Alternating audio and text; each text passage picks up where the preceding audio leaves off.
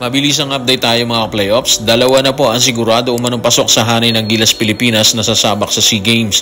Tumanggi naman na pangalanan ni Coach Norman Black ang mga local players na napupusuan niya para sa pambansang koponan. Inamin din ni PBA Commissioner Willie Marcial na komplikado ang pagkuha ng players or professional players para sa Gilas Pilipinas bunga ng schedule po dito.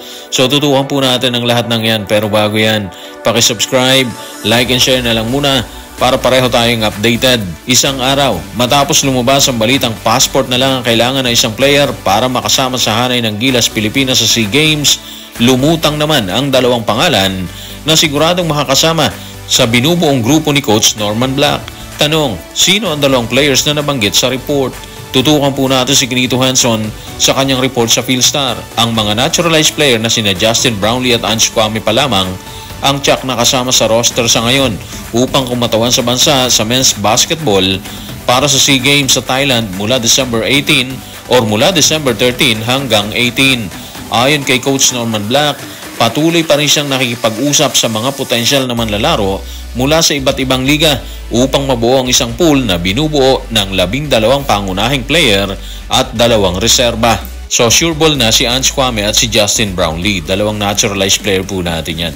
Kung maalala natin, huli silang nagsama sa Asian Games kung saan kinuha nilang gintong medalya laban sa Jordan sa final.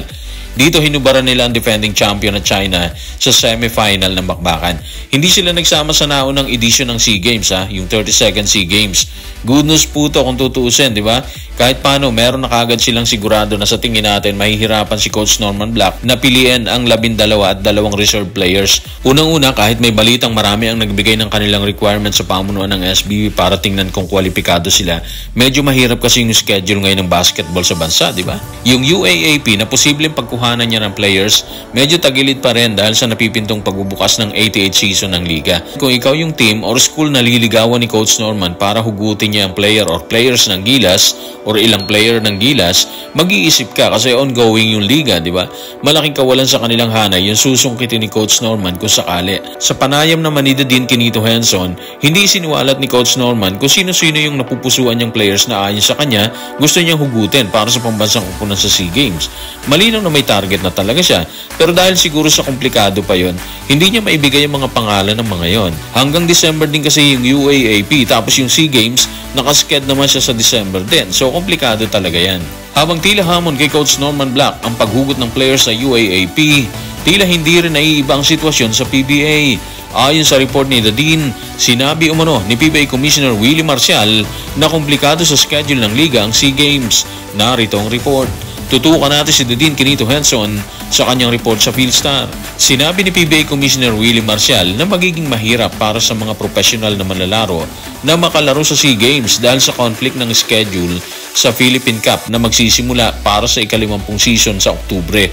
Malabong makapagpalabas ng mga player ang Japan B-League at Korean Basketball League dahil sa parehong conflict sa kanilang mga kalendaryo. So, bali challenge po ito kay Coach Norman, di ba? Mahirap ito mga playoffs. Kung hindi pwede yung PBA tapos yung KBL at Japan B-League hindi rin pwede magpahiram ng players, sino yung hugutin ni Coach Norman, di ba? Ang sisti kasi hindi siya FIBA event kaya hindi automatic na maisasama ng isang coach sa mga player na napupusuan niyang isama sa competition. Yung Philippine Cup, magsisimula po siya sa October 5. Tapos niyan, dire-diretso na sila kung saan defending champion ng SMB.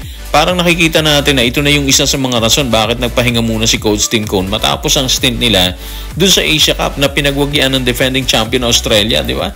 Target pa naman ni Coach Norman na mag-ensayo ng 7 to 10 days straight bago magsimula ang SEA Games. Ganon siya kaseryoso na depensahan ng kampyonato ng Gilas. Straight 7 to 10 days ha. Siyempre naniniwala naman tayo na kahit gaano kahirap ang daan ng butas ng pagkuha ni Coach Norman ng players, kalaunan may makukuha yan. Hindi naman kasi pwedeng wala Kumbaga senaryo lang ipinakita natin dito na posible talagang mahirapan siya sa pagkuha dahil sa komplikadong sitwasyon at schedule.